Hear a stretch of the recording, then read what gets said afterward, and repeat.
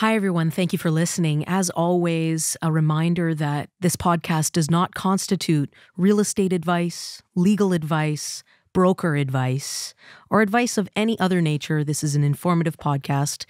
And if you need advice, please reach out to the correct professional who can help you. Thanks for listening. Welcome to Launch Grow Harvest Podcast, Business Growth Coaching with Connie Boona and Roland Kim.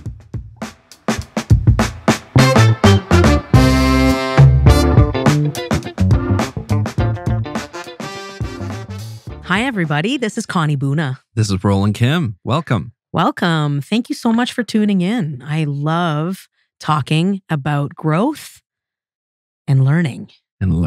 What works, what doesn't work for you. Yes. So we're talking, I think today I'd love to start the conversation with a little bit of acknowledgement on kind of where we're at. So we're finishing the year 2022. We are in a very interesting economic landscape with inflation has been historically this year running very high.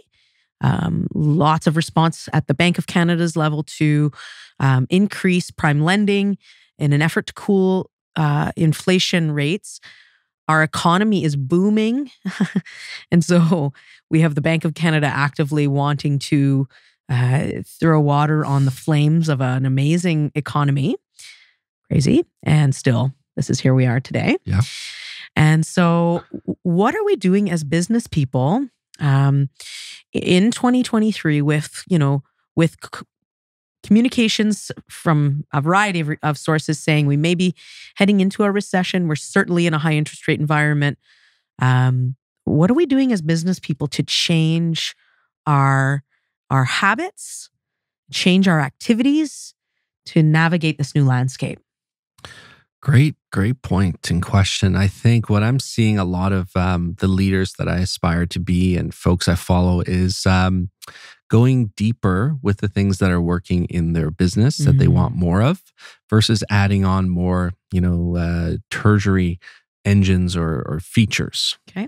I really think in the previous landscape that we were in, where the market was very busy and business was coming to you and you were more just transacting it, it was easy to think of creative ways of trying to find more business opportunities. Yes. And in that time, although your main core engines and lead sources were working, it's not until it slows down a bit where you notice, oh my gosh, I should do a better job in where 80% of my business comes from. Yes. And so I think a lot of folks have wasted or spent energy on the 20% versus where 80% of their business comes from. Okay. Go deeper. Give me examples. So, an example of that is it's relationships. If I think the best business, be it a real estate business or whatever, is you need one core engine that typically always needs to be your sphere, your database that you're growing, that you're adding value to, the relationships that you're building. And when times are great and business is happening, we sometimes forget about staying consistent, about adding value to those folks. And even more so on that front, really recognizing the people you have in your database that are providing you a higher than average return of business, return of referrals. And you can, we call them ambassadors in our world, and you can forget about them. Not that you don't love them just as much as you did when you were doing a better job of telling them that they were great and you valued them. But years can pass and your business can struggle simply by, or not get the success it could get by not giving the focus on your sphere. To the sphere is, in my opinion, you need three other lead engines in a healthy business. And I find often we don't really take a moment to sit back and see where is our business coming from and what are some of my natural engines that I'm running with, that I'm operating by. And often we try and implement or attach engines that aren't our sweet spot. So an example in real estate would be, if you're a new realtor, you always hear about door knocking or cold calling. I've never done that in my life because luckily I recognize I'm not comfortable with it. It's not something that, that fills me.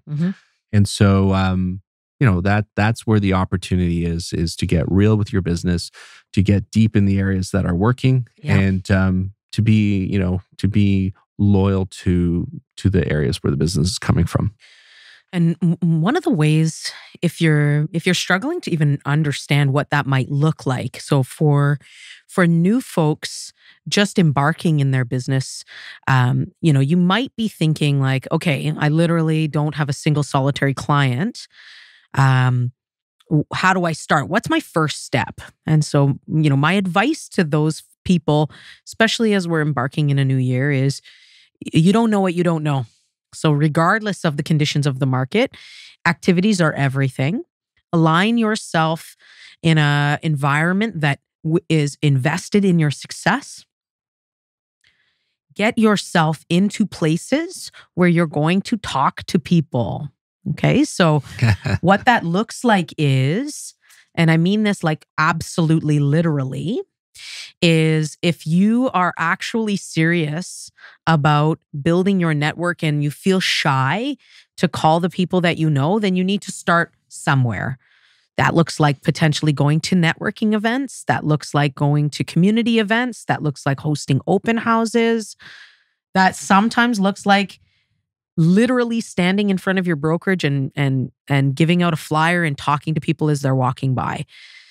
And the list goes on in terms of the creativity and the places that people will get to from a creative perspective. But don't fool yourself into thinking that talking on the internet to your own screen is the same as face-to-face contacts. Okay, so I see lots of new realtors working hard to get their faces out there on social media, and good on you. That is amazing. But if you are not getting engagement, you're tricking yourself into thinking that you're working.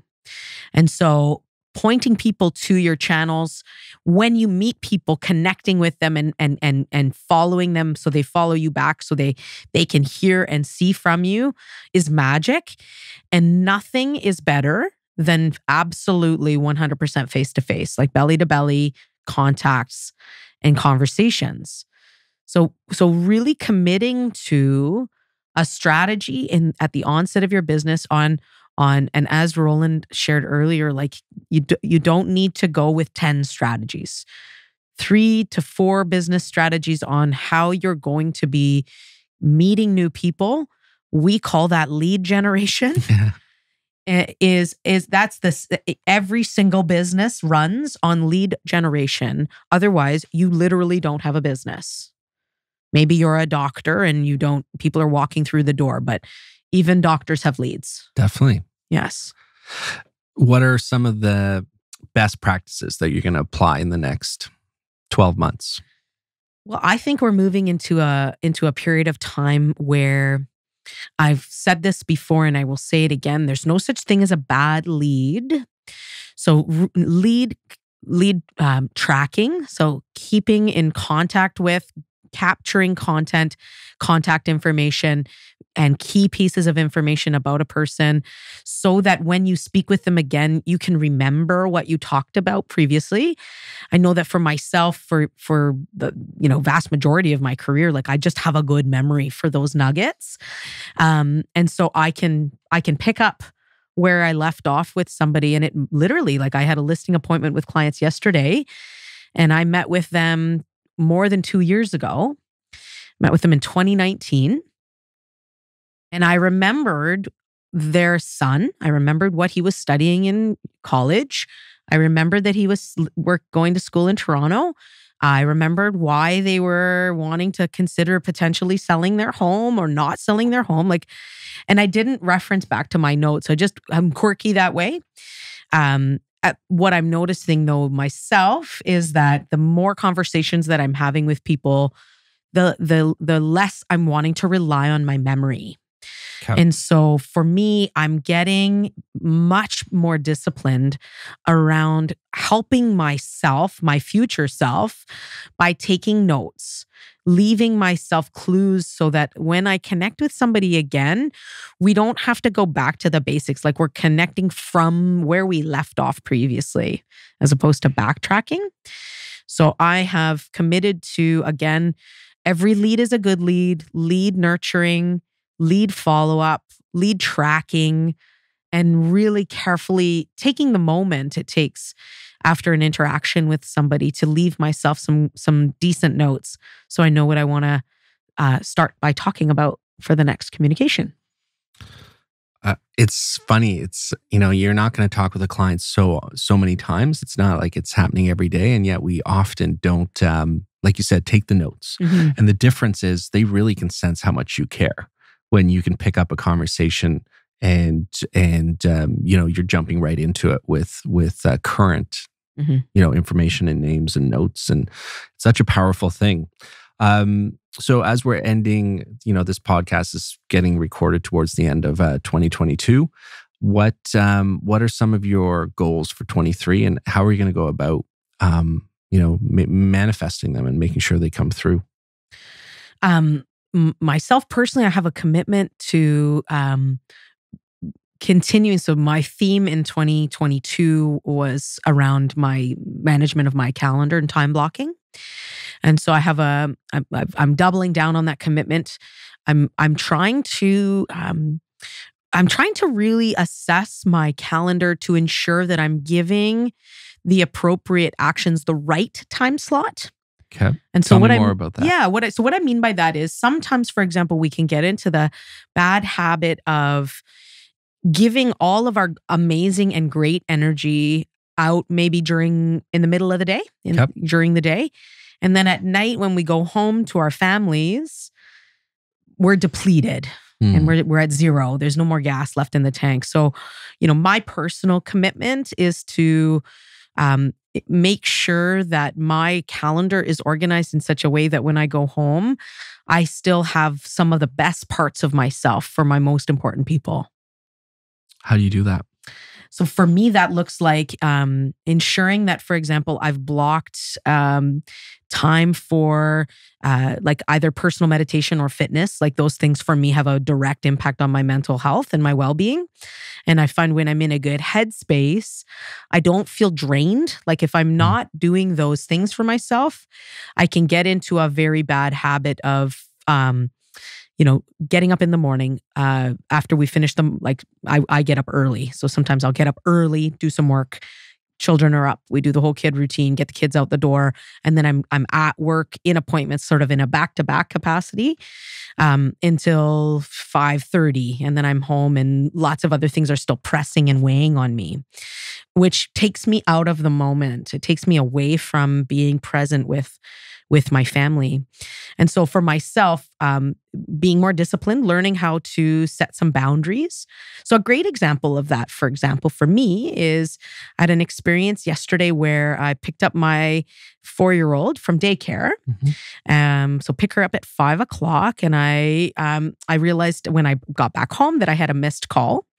And it was a listing client that I'm nurturing, and sent me a text to say, "Hey, we've just met with the home stager. I'd love to talk with you if we could talk." And my past self would have locked myself in the bathroom and made that phone call right away. Okay. Now I'm at home alone with my 4-year-old. She's been in daycare all day. My current self was honest with my client to say, "Thank you so much for the text. I can't talk right now. I'm alone with my 4-year-old. Here's when I'm available to talk. I'm available to talk after 8 p.m. or I can call you in the morning. What works best for you?" And she said the morning would be great. I said, "Perfect. I'll call you at 9:15. And so I just by doing that, I then cleared my mental headspace to actually have a great evening with my kid.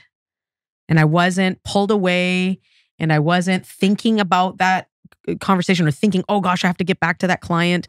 It was not a hard boundary by any stretch of the imagination, but it was just setting expectations. And I think that's a learned thing for me around setting expectations. And so part of my commitment in 2023 is, what we know about our service industry. We are in a service industry. We're in a very intense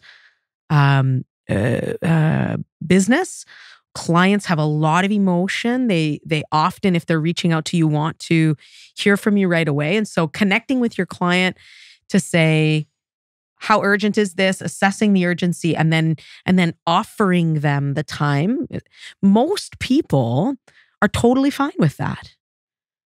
Yeah, and I mean the counter to that is, and we see it often, is when someone is responding, and they're not in the right spot, and so they're giving a short response or a, kind of the old adage we always say, they're doing the opposite of this, which is, I don't want to give you the quick answer, I want to give you the right answer, and they jump on the phone and give the quick answer, which is not the best answer, and no one's happy. That person's gone out of their comfort zone and locked themselves in a bathroom when their 4-year-old's, outside asking for attention, and the client doesn't get the best response and feels like they're not being valued when all they needed to be told is right now is not the best time, and can we talk at some other options? Yeah, I always try to think about that in the context of, especially when it relates to boundaries around my personal time. Mm-hmm. I always, I have excellent boundaries when I'm with a client. I would never answer the phone in the middle of a listing appointment. Imagine. So why is it okay to answer the phone in the middle of dinner with your family, right? Unless you're literally actively in negotiations right now. Yes. And you haven't communicated to the other co-op agent, I'm blocked for 40 minutes. You cannot reach me for 40 minutes. We're not heart surgeons, right? So no one's going to die. And so I'm learning to get better at oftentimes it's just communicating and setting expectations. And ultimately, so for 2023, it looks to me like, as I get back to, honoring my time blocks, honoring the things in the habits in my life that I know help me be a better person. They help me be a better business person. They help me be a better business partner. They help me be a better parent. They help me be a better partner. They help me be a better friend. There are so many things that we can do that are beneficial to us directly and then indirectly impact almost every factor of our lives. So that's a huge focus of my attention for 2023. The other focus of my attention is taking back ownership around my lead flow as a business person. In busy market climates, these are things that can get ignored or offloaded or shared with other people. And it's not that sharing with other people is wrong, but if you haven't taken the time as a business person to set the standard for how these leads are going to be managed, you are squandering valuable business opportunities. Definitely. No, I think you nailed two of those really well. And I can see the impact. I can see, it's clear that you and your partner are setting intentional goals together, are doing check-ins, and then also with your active re-engagement in the mindset that there's no such thing as a bad lead, and taking control of that is going to have such a big impact. On the first one there, it's interesting in the last 6 years that we've co-owned the brokerage there and seeing a lot of agents flourish and some not as quickly. Often, I think a lot of it comes back to communication between their partnership, and goal setting together. Mm-hmm. What are your thoughts on that? I mean, I think often we share too little with our life partners. Mm-hmm. And that's where it can possibly have the biggest impact in the direction and the longevity of the relationship. Yeah, totally. This has been an interesting journey for me personally. It's something I've worked with my business coach on quite a bit. The concept of engagement. So many business people just, they kind of, when they come home at the end of the day, they don't want to talk about work anymore. And so their spouse or partner may be sort of in the dark on what's going on for them. And I've made a personal commitment in my family to keep my spouse engaged for a variety of reasons. Number one, so that there is shared accountability around the goals and the objectives. Also, so that there's line of sight into the why on why some things um, take an important position in our lives, and also because for me personally, my life is not siloed. So much of my professional experience bleeds into my family and my life, and vice versa. And so one of the more powerful things that my partner and I have been doing recently, and we're engaged in a process right now where we are setting, and we're goal setters. My wife is a planner, literally in her personality, fundamentally, as well as in her profession. So we've been fairly good at like sort of planning together, but we're doing this really deep dive to visualize sort of a 5-year goals together as a family, and those goals will be for each of us individually, for our families, our primary family, as well as our extended family. And it's a really amazing exercise. We were sitting down on Sunday night. We have a workbook that we're working through together, and it was a really neat experience. This is, goal planning and goal setting has been a very familiar part of my life for more than 15 years. And it's not something that my partner and I have ever done together with such intention. And she kind of popped her eyes up at me on Sunday night as we were going through the prompts. And she was like, "This is really hard. Mm-hmm. Like, this is tough." And it's like, yeah, it is. It's an amazing opportunity. And also sometimes it can be like, oh gosh, I don't know what. It's extra homework it feels like. Yeah. What about you, partner? What does that look like in your home? Yeah, so like definitely, I still feel like lots of room for improvement. So I feel we have 4 kids under 9, so the moments of time together are still really hard to find. But we are doing a better job of when the kids go down, of kind of debriefing. I'd say on average for 20 minutes to half an hour, and then also recognizing to get some time alone for the next maybe 45 minutes, and whether that's watching a show, workout, or finish some work tasks, and that is important because it's you're running really busy, and often my response to something happening at the home is perceived entirely different if your partner knows what's going on, and also it makes you more accountable to figure out, like, are you giving too much attention and time to something that doesn't need it? Yes. It's not worth it. And on that front, I think, how do you go about setting new goals, or if you want to make changes? Do you have any suggestions or tips on maybe like a 30-day reset or writing a business plan? What would you do? Well, one of the things that I think is often overlooked is actually the rearview mirror assessments. Looking back, so for most of us, we'll have a little bit of a track record. Even if we're coming from another business, we may have a bit of a track record to look at. So one of the things that I think are really, really powerful exercises in planning is the retrospective. So looking at your numbers. Okay. Really assessing what your number. So what was your database at the beginning of the year? What is it at today? If you're rooted in a database business like we are, and like the vast majority of folks in our industry are, your database is your lifeline. How many new people have been added into your sphere? How many people have left? That's an important exercise, that scrub and clean of your database to ensure you have an accurate picture of how many folks are in your world. Also, exercise that I've been doing recently is reviewing my calendar. What did my time blocks look like? How many appointments was I attending on a weekly and a monthly basis? And when I look at my appointment numbers, can I find my ratios? How many appointments did I have to closed units? What are the relationships or ratios there? And so, and another critically important step in review is reviewing your finances. What was your GCI last year?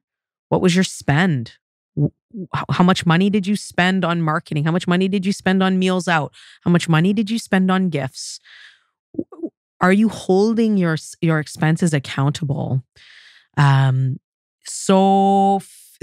Certainly in booming times, we can all fall into the trap or the bad habits of not really paying close attention. I mean, perhaps we've all had that experience where 2-3 months go by and you haven't looked at the Visa bill because it's just getting paid automatically. It's just money's just coming out of the bank account. Mm-hmm. So you're not interrogating the bill to make sure it's correct.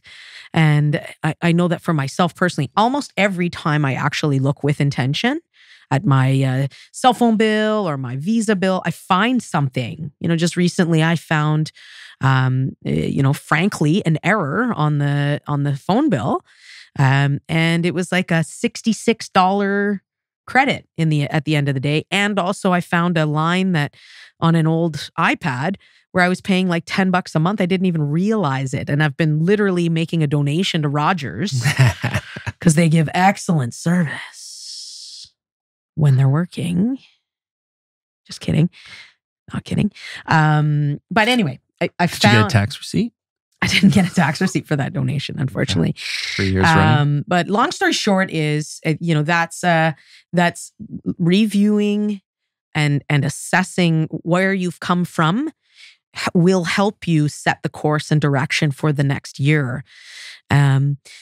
I love the exercise of business planning. We've talked about business planning in the past, and we can never talk enough about the planning piece. But without review, without connecting and checking back in with your goals, it's all just an exercise, right? So there's power in, I'm fairly old school. I have a book. I write in that book, and I enjoy that experience.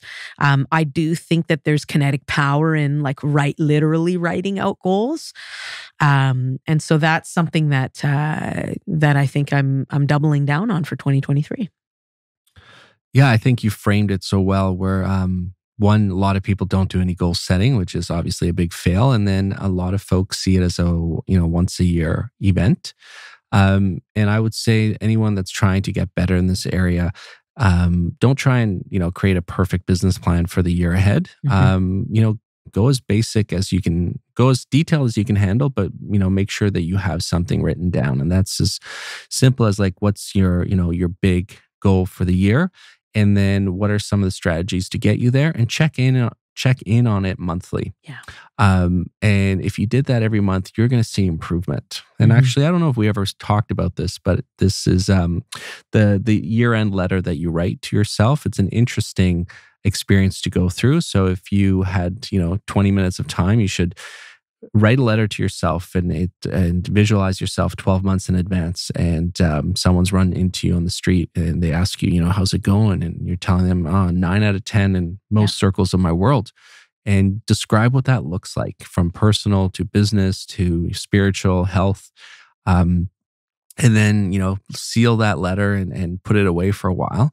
A lot of things come from that. You later, when you look at it, you'll have hopefully lots of success and get really close to hitting a lot of those 9s. You'll also sometimes realize that there's things you write down that you're not committed to, but for some reason you speak about it every year. For me, for a long time, it was doing a triathlon, and I hate swimming, and I always wrote it down as something I was going to do, but I really don't like swimming, so it's not my sport. And it gives you a reflection point. And again, we're all just practicing in this body and life that we're trying to get better every year and every day, and that's a way of being on that path. Awesome. That's great. Roland, it's been a delight to talk with you today. Thank you, Connie. It's my favorite thing. Thanks for everyone. listening, everybody. Take care.